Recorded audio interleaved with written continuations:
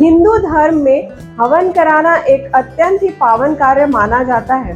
कहते हैं हवन कराने से न केवल आपके घर की बल्कि घर के आसपास का भी सारा वातावरण या एनवायरनमेंट एकदम शुद्ध हो जाता है। बात तो बिल्कुल सही है, लेकिन क्या आपको पता है कि हवन कराने के पहले मुहूर्त में अग्निवास को देखना बहुत जरूरी है। अगर अग्निवास हवन कराते समय अंतरिक्ष या आकाश में हो तो हवन कराने वाले यजमान या फिर उसके घर के किसी एक सदस्य की 1 महीने के अंदर अंदर मृत्यु हो जाती है। क्या आपको इस बात का नॉलेज है ना? बड़े आश्चर्य की बात कि जिस हवन को हम अपने कल्याण के लिए कराते हैं, अपने अच्छाई के लिए कराते हैं, वही हवन हमारे लिए प्राण घातक हो जाता है जब हम अच्छे से मुहूर्त नहीं देखते या फिर मुहूर्त को गलत तरीके से कैलकुलेट कर देते हैं।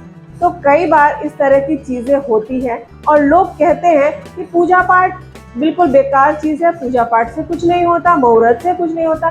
प्रॉब्लम इज कि आपने कैलकुलेशन सही से नहीं की या फिर आपने मुहूर्त को कहीं ना कहीं अवॉइड किया है।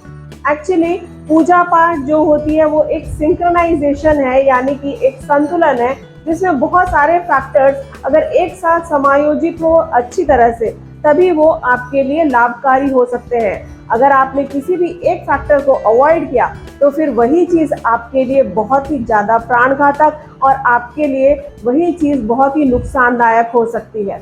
तो मेरे साथ जानिए गणित से उत्पन्न होने वाले कुछ ऐसे उपविषय या सब सब्जेक्ट्स के बारे में जो कि बहुत ही ज्यादा इम्पोर्टेंट है और जिनमें गड़बड़ी कर करके आप हमेशा उन चीजों पर विश्वास अपना खो बैठे हैं। अक्सर लोग कह देते हैं कि मुहूर्त बेकार की चीज है और पूजा पाठ से कोई फायदा नहीं होता।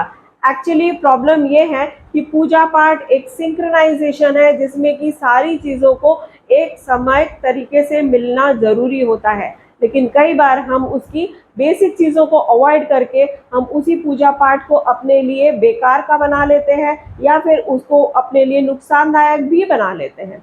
तो मेरे साथ जानिए गणित से उत्पन्न होने वाले कुछ ऐसे सब सब्जेक्ट्स के बारे में जिसको जान करके आप हैरान हो जाएंगे। इनके लिए मुझे लंबी रिसर्च लगी है, तो मेरे उस वीडियो को जरूर देखिए जो कि आपको बताएगा कि आप गड़बड़ कहाँ कर रहे हैं।